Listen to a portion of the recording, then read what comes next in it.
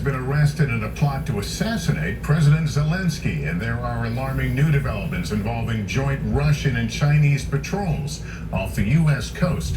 Here's Richard Engel with that. Ukrainian intelligence says this unidentified woman is a Russian spy captured while carrying out a plot to assassinate President Zelensky during this trip to Mykolaiv last month. She was allegedly tracking his movements so he could be targeted with a Russian airstrike. The Kremlin so far not commenting on the accusations. With its counteroffensive stalled, Ukraine is pushing the war beyond its borders. There was a sea drone attack last week near a Russian port.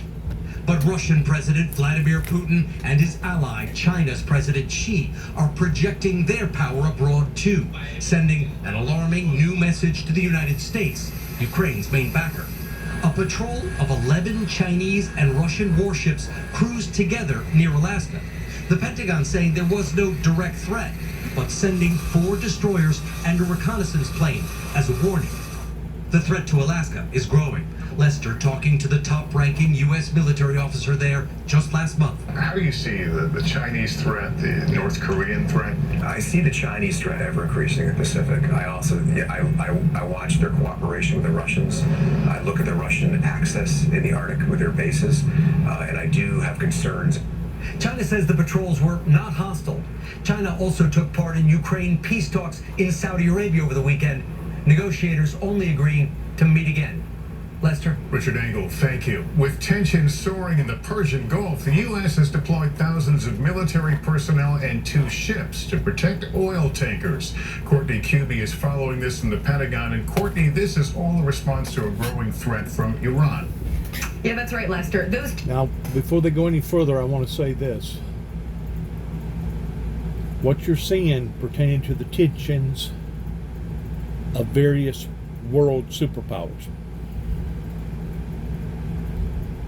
is the results from a group of people here in America that, as far as I'm concerned, that even to this day does not support the teachings, does not support the ideology, does not support the theology pertaining to what God has showed me that's to occur in the last day scenario. So whatever becomes of all this tension, regardless whether it be on the Atlantic or the Pacific or in Iran, in the Middle East, or over in China pertaining to Japan, or the events that's unfolding right now over in Africa and other major calamities that's happening all over the world, I want you to keep in mind that you will be judged. You will be judged, Northwest Tennessee, of those that could have taken a part in the Windmill Ministries missions but chose consciously, voluntarily not to.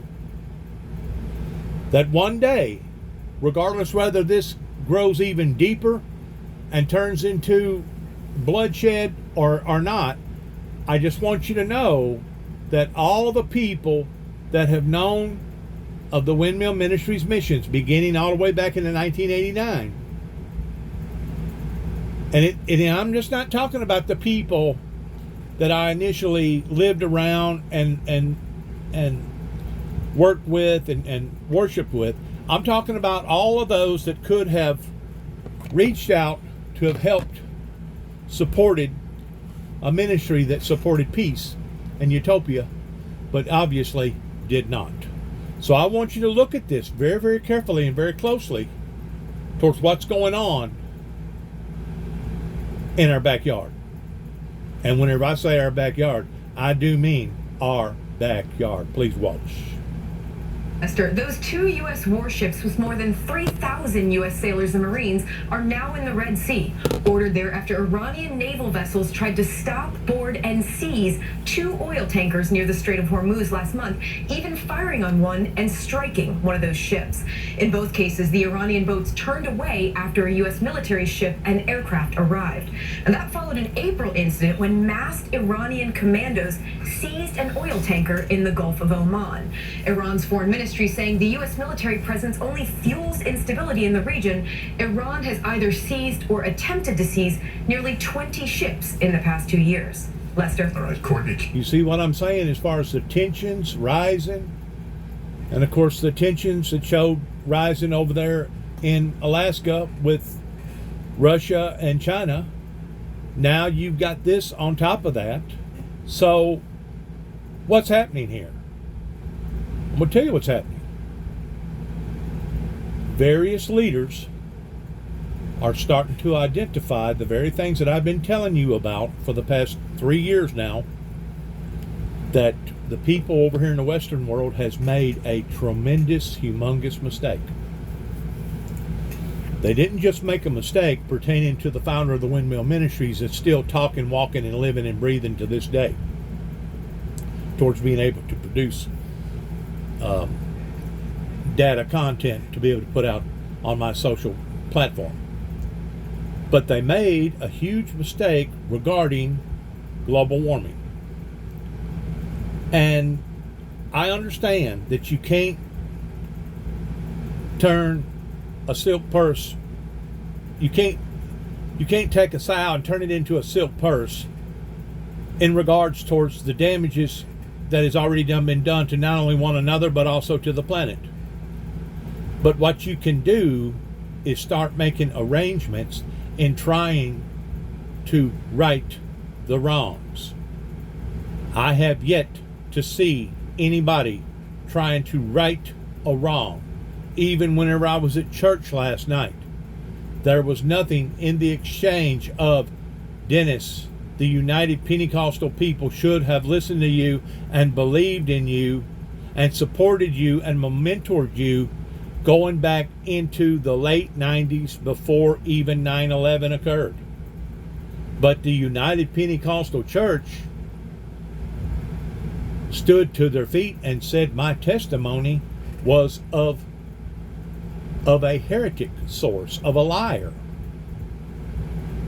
Well, now we can see how not the founder of the Windmill Ministries pertaining to its devoted assignment hasn't been the one that has gotten this world in trouble, but rather it's been all the non-believers and the resistors against this ministry. And I use the same format, and you can call it whatever you want to call it, but I use the same format, the same as Jesus used, that either you was for me or against me, that he that was with me and for me cannot be against me. Well, whenever you have proof in the pudding to the degree that you don't see people that's for you, they may whisper in various corners that they actually support Dennis, or that they support the calling that Dennis has with the ministry, or they may whisper that they want peace, but whispering and being bold about it and standing up and actually proclaiming it is another thing. You know, we can all sit around in our PJs and talk about the things that we regretted towards not doing, that we know that we should have done. But until we're actually willing to stand up and do something about those wrongs, then you still have the same complacencies. Just like the courts up here in Weakley County. They do not have the dignity. I don't know that they are so far out in left field that they are not qualified to be able to understand the things that I'm telling them about, especially going back 30 plus years, whenever I first started pumping out this material that even Johnson himself was not aware of at the time whenever he come to Northwest Tennessee. I'm sure by now he knows it full circle, because he's aggravated me about it, about me going to war with this demonic figure, this satanic physical figure. But rather than people supporting the founder of the ministry or the ministry, they're still degrading it. You know, you keep in mind, people can be fascinated for two particular reasons. You can be fascinated in a negative stance just as quickly and as much as you are a positive stance. people by and large was fascinated. They was fascinated by Jesus Christ. They was fascinated in his teachings. They was fascinated in the things that he talked about and how that he brought different types of illustrations and how he went around healing this one and healing that one and turning this into that and upside down this and upside down. They was fascinated. But they was fascinated by and large for the wrong purposes other than the initial 12 disciples. You know why they wanted to listen and quote every word that he said? You know why that they wanted to basically spy on him and be around him? So that they could take his words and use it against him. They was fascinated in the degree towards wanting to destroy him. Not in the degree towards wanting to support him and help him. There was very few people during the time that Jesus ruled his reign here upon earth that actually proclaimed the stance of being for him. And even those that did proclaim the stance of being for him, there into the middle of the proceedings pertaining to the trial and then the execution, actually backed up and said, you know what? Maybe we need to be a little bit more discreet about this. And that's whenever several of them denied Christ and rejected and basically run to the hills. They run to the hills, just like a sinking ship. Whenever the rats basically all run off at one time towards trying to save themselves, until the third day, whenever they went back to that tomb, and that tomb was empty. It was emptied. Do you hear me? The tomb was emptied. And it was emptied by the Creator that sent Jesus Christ here to begin with. And it wasn't up until then, whenever they realized that this man, Jesus Christ, was not a hoax.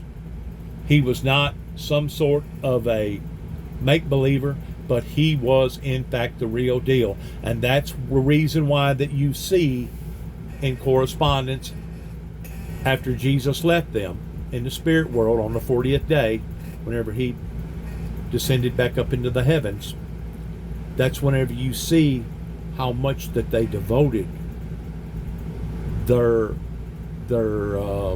compassion towards following the Lord Jesus Christ, even at the point of death. My friends, it's coming a time, and it really already is, that you're going to have to make a decision pertaining to serving the Lord or being lukewarm towards serving the Lord. That if you're not willing to surrender all, and whenever I say all, I'm talking about all, then odds are there is a missing division in your life that shouldn't be there, which means that you are not 100% devoted and committed to Christ the way that Christ was committed to us.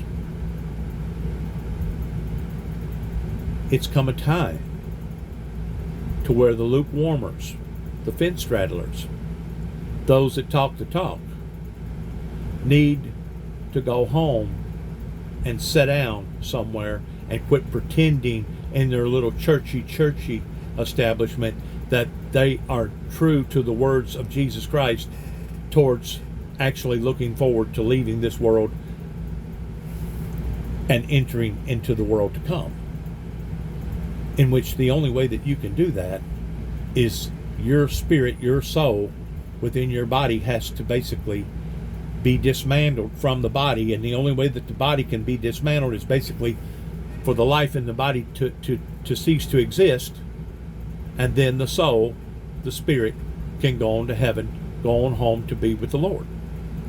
Until people are willing to make that ultimate commitment that yes, will lead into that ultimate sacrifice, odds are they're only playing games with the things that they call or want to relate around towards being committed.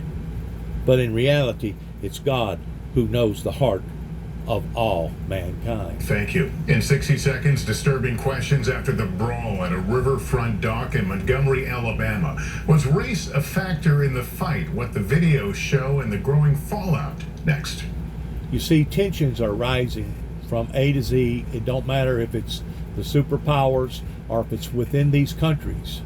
And the reason being is because the Bible is fulfilling itself, that Satan will come down in great wrath because it or he knows its time is short. Ball rising from massive explosion. You don't have to be a top-notch educated person to identify that whatever causes a person to do whatever that they do, they have to be influenced either by the good or by the bad. Because odds are you're not going to do what you do just because your body wants to do it. Something has influenced you towards either wanting to be a good person or wanting to be a bad person. Whenever a person goes out here and kills a bunch of innocent people, that's not an entity of good that influences that person to do that. That is an entity of evil that causes that person to do that. And right now we're living in perilous times to the degree that if our law enforcement aren't willing to use the same strategies pertaining to evil, that the only way for a good person to defeat a bad person with a gun is for the good person to have a gun, that you basically have to counter-react in the same challenges that they're challenging you in, to be able to prove to these demonic spirits that what they're doing to these demonic people, they're not going to get away with. Regardless of how harsh, how barbaric, how primitive that you may think that it may be, we have been under attack now for quite some time. And I've said this before and I'll say it again. If you do not have equal hate against the demonic world as you do the love for the righteous, holy, eternal God, you need to question whether or not you're true at heart pertaining to your relationship with the Heavenly Father.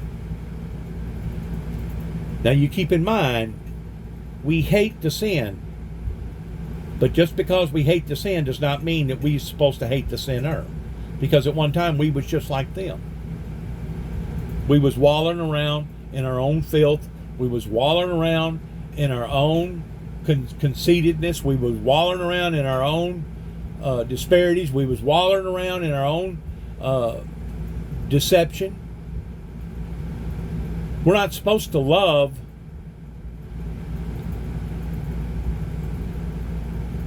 the motivation in behind what causes somebody to become a murderer.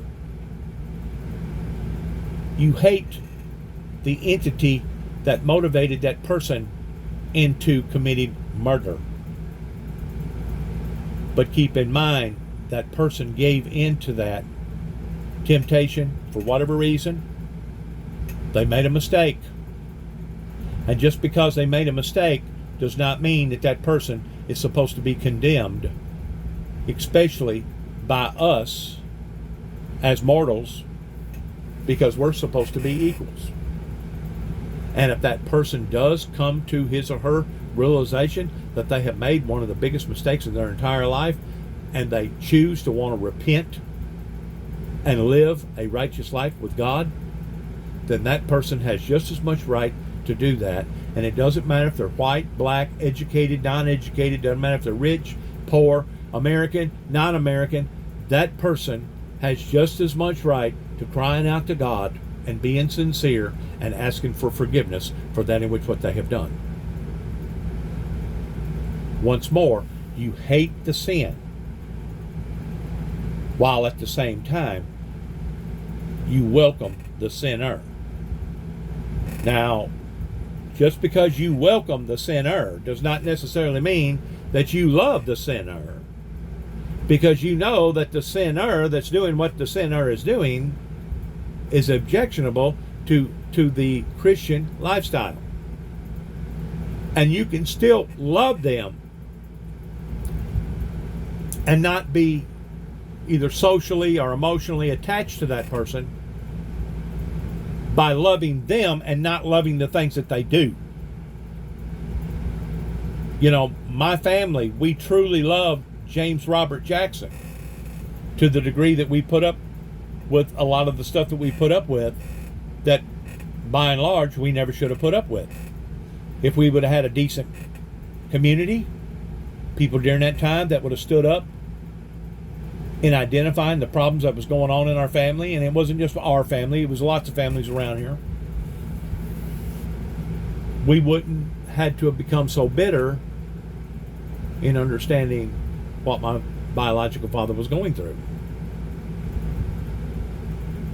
We growed into the understanding of his sickness, of understanding just exactly how tragic that his life had become because of his actions and what he believed in, especially when my brother died, and he basically looked at the doctor and said, well, if you can't guarantee me my son's organs are going to be placed back into a white person, you're not getting my son's organs. I just wished that there would have been enough professional help in this area that they could have not only identified the problem, but actually treated the problem regarding James Robert Jackson. And even to this day, there's still families out there that fall through the cracks of people that has emotional problems, anger issues, whatever has happened in their lives, they just cannot get over. And the reason why that they can't get over it is because they're obviously using the wrong medication per se and trying to get over it. A person has to fall before their face and become humble before God, and do that not just once on Sunday, not just once a year on Easter or Christmas, but to have to do that on a day-to-day level. And I'm preaching to the choir right now. I'm preaching to myself, because I know that I still have inadequacies in my life, and I still have shortcomings in my life that I have to work on every day. Not once a week, once a month, once a year, or once in a lifetime, but every day. And as you grow older and stronger with the Lord, He will show you the areas that you need to stay away from. He will strengthen you in the areas that you need to be strengthened in, and He will guide you in the areas that He desires for you to be in, if you will open up to Him.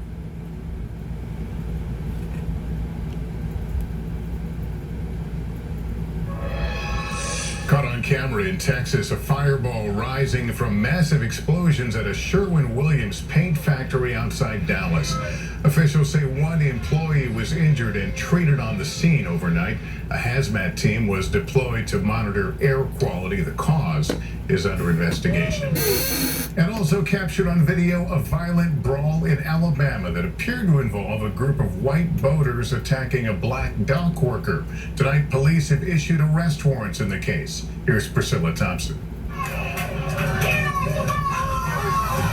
Outrage is growing across the country over these now viral videos appearing to show more than a dozen people in an all-out brawl on the downtown Montgomery riverfront.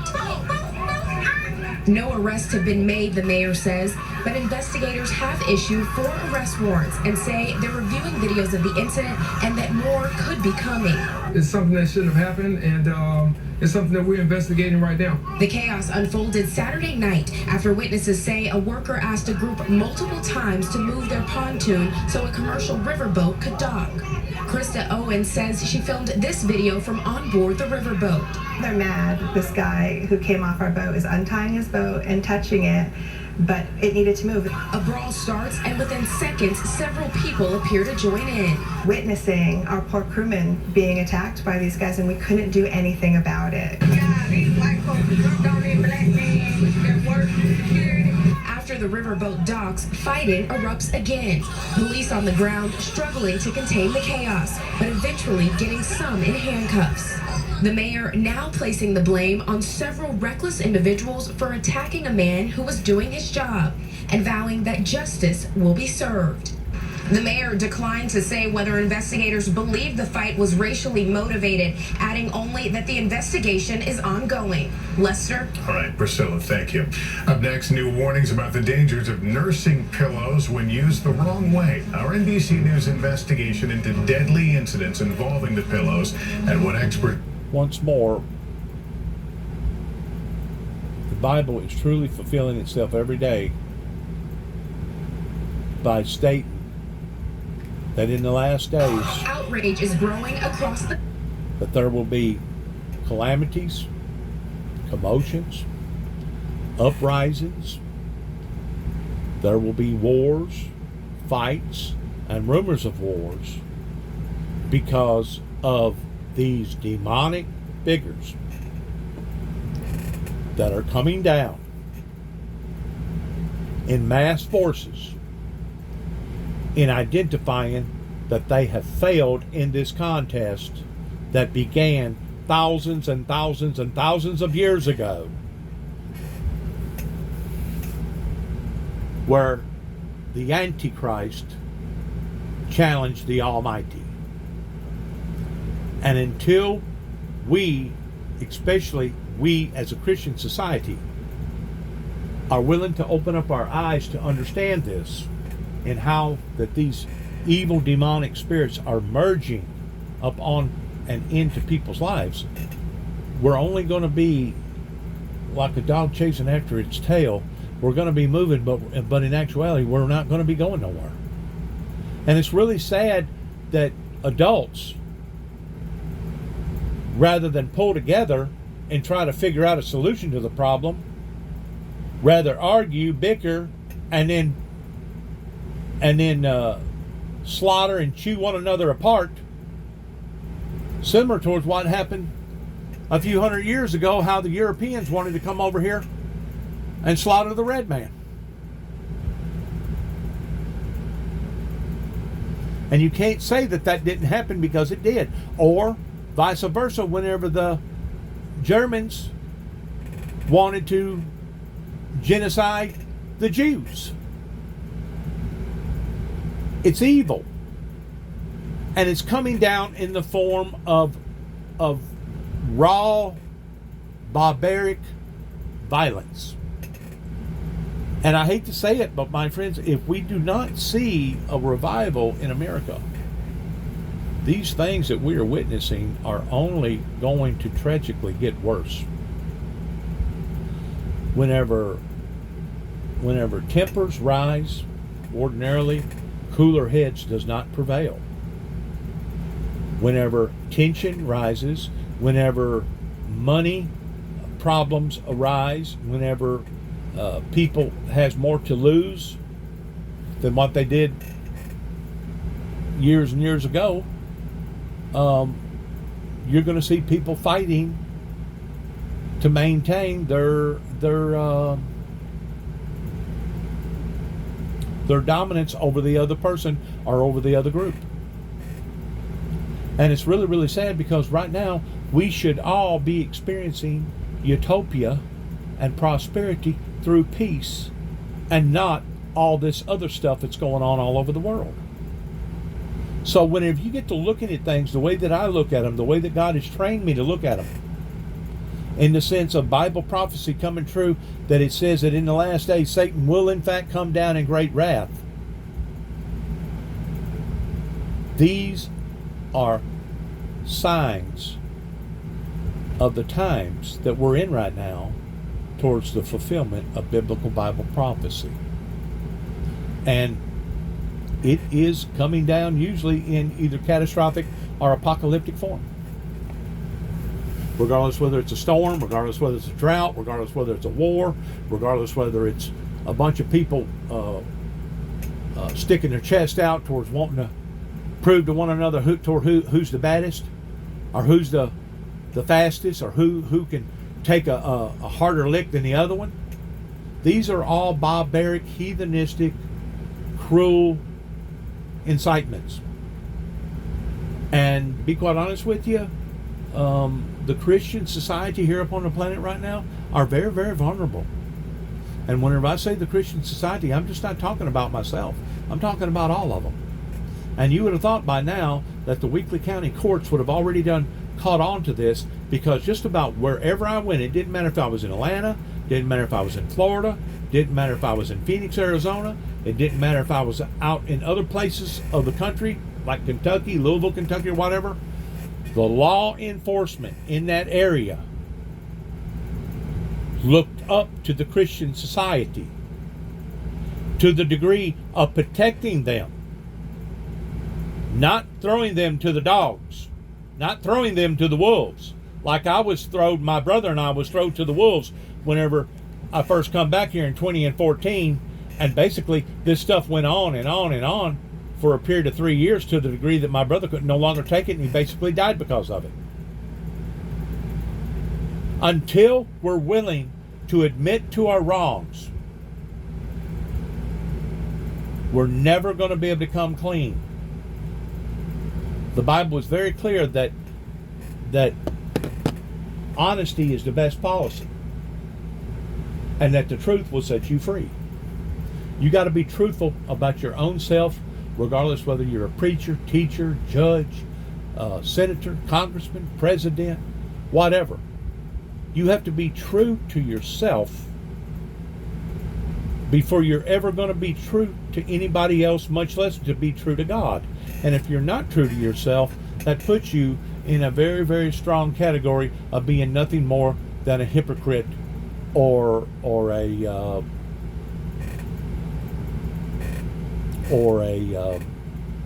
person, as it discusses in the Bible, towards giving you over to a reprobate mind and allowing for you to believe all these things, towards being damned. And that's exactly what's happened here in not only Northwest Tennessee, but all the surrounding areas, as well as the nation, that we have reached a level towards being damned.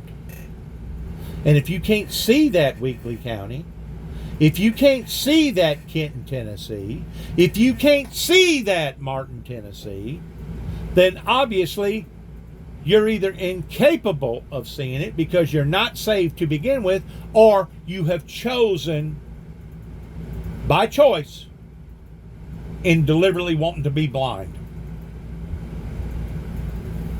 which says a lot about your dignity.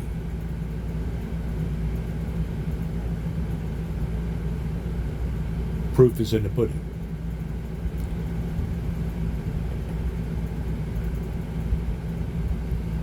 Good luck to all of us as we end this program by saying, Jesus loves you. He loves me. We've all made mistakes. We've all lost our tempers at one given time or the other, some a little more so than others. There is a lot on the line, but what don't need to be on the line right now is stupidity and pride, because the Bible is very clear towards what comes after pride. And you know how the Bible declares it? Destruction. And it don't matter if the destruction is on a personal level, if it's on a family level, if it's on a community level, if it's on a state level or a national level. Pride is what will bring people down, that brings them to the level of destruction. God bless and shalom. And good luck to all of us. Heaven help us all.